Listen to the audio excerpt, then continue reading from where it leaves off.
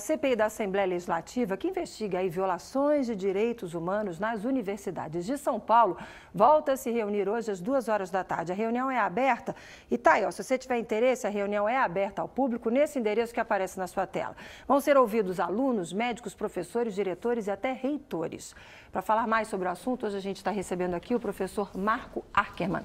Ele é da Faculdade de Saúde Pública da USP e é autor de um livro, o livro Bulinando com a Universidade, um estudo sobre o trote na medicina. Professor, boa tarde, obrigado por ter aceitado o nosso convite. Boa tarde, obrigado. Saudação aos seus espectadores. A gente tem acompanhado aqui bastante essa história da CPI na USP e nas outras universidades e por isso a gente quis convidá-lo para contar um pouquinho para a gente o que lhe motivou até escrever um livro sobre o que acontece na universidade, no caso a Universidade Pública de Saúde, né? Faculdade de Medicina do ABC, onde eu trabalhava. E o que lhe motivou? Então, primeiro, ressaltar a importância dessa CPI, não é? Eu estou equiparando a CPI da Assembleia à Comissão da Verdade, porque ela está desocultando fatos que não estavam vindo a público.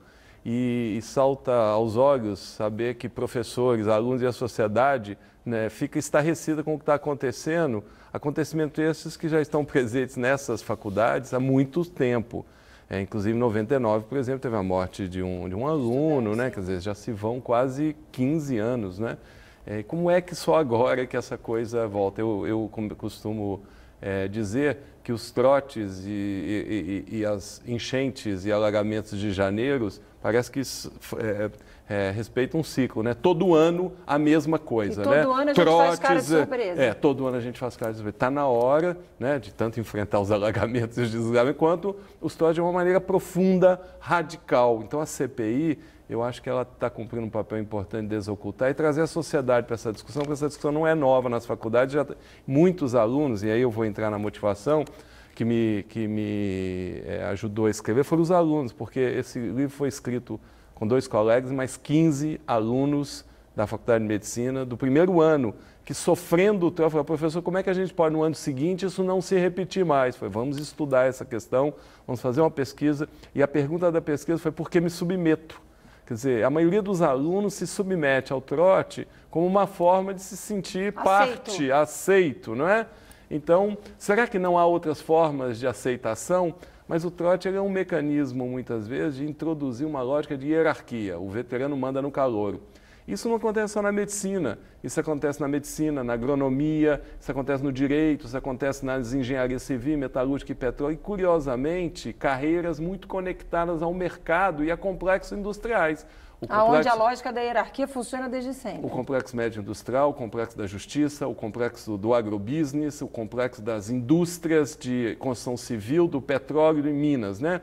Há que se estudar se isso acontece em todas as faculdades de medicina do Brasil ou se isso está localizado em São Paulo, né? Será que é o DNA paulista? Será que a Faculdade de Medicina de Roraima também tem trote? E vocês pretendem descobrir isso? Então, estamos formando um grupo de pesquisa de várias universidades. Nós pretendemos fazer um censo pelo Brasil para tentar entender de uma maneira radical, no sentido de ir até a raiz, por que os trotes acontecem.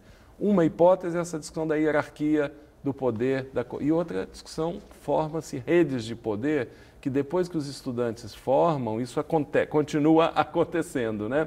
Então, por exemplo, na Faculdade de Medicina do ABC, onde eu tive a experiência de fazer o livro, que aliás eu queria, enquanto o professor vai falando, vamos mostrar aqui na câmera, por favor, a capa do livro? De fazer o livro, vai se construindo redes de poder que influenciam as residências, que influenciam as vagas no mercado de trabalho, que influenciam o credenciamento. Então, isso também na medicina da USP isso acontece. Então, entender esse mecanismo do trote. E mais, o trote ele é algo que tem que ser banido porque ele cria uma hierarquia de pessoas. Algumas valem menos do que outras. É inadmissível, principalmente numa carreira como a medicina, que a questão do cuidado é fundamental, criar essa desvalorização de que alguns valem menos, né? O aluno do primeiro vale menos que do segundo, que vale menos do terceiro, vale menos que do quarto, que do quinto, que do sexto, que o preceptor, que o professor, né? O que dirá, então, o fonoaudiólogo, o psicólogo, o enfermeiro, como formar equipes de saúde se dentro da escola de medicina já se introduz essa lógica da hierarquia? E o paciente, será que vale menos ainda? Não é? Então, eu acho que enfrentar o trote é enfrentar uma luta ético-política em que se constitui uma lógica de que alguns valem menos do que outros. Isso é um absurdo. Eu sempre gosto de citar O Gabriel Garcia Marques, ele faleceu recentemente, então se cita, quando morre alguém famoso, várias frases dele. E uma que me marcou e que conecta com o trote, Gabriel Garcia Marques diz que o único momento em que a gente pode olhar para uma pessoa caída de cima é quando a gente vai dar a mão para ela se levantar, né? Isso quer dizer que nenhum ser humano vale menos do que outro. Então, enfrentar o trote é enfrentar a desvalorização da vida. Independentemente se é na medicina, se é no direito, se é na agronomia, nós temos que construir uma luta ético-política de que todos valem, a vida de todo mundo vale o mesmo. Tá aí. Gostei, professor, gostei. É com essa bela frase, esse belo raciocínio aqui que eu vou encerrar, infelizmente, por causa do tempo, a participação com o professor Marco Ackerman. Mas é claro, a gente continua acompanhando esse assunto, tem CPI hoje, tem CPI até março, até 15 de março essa CPI tem que estar concluída e a gente vai continuar acompanhando aqui no Repórter São Paulo. Rapidinho, onde é que o povo encontra esse livro aqui, se alguém quiser comprar? Ele está disponível na internet de graça. Opa, qual é o endereço?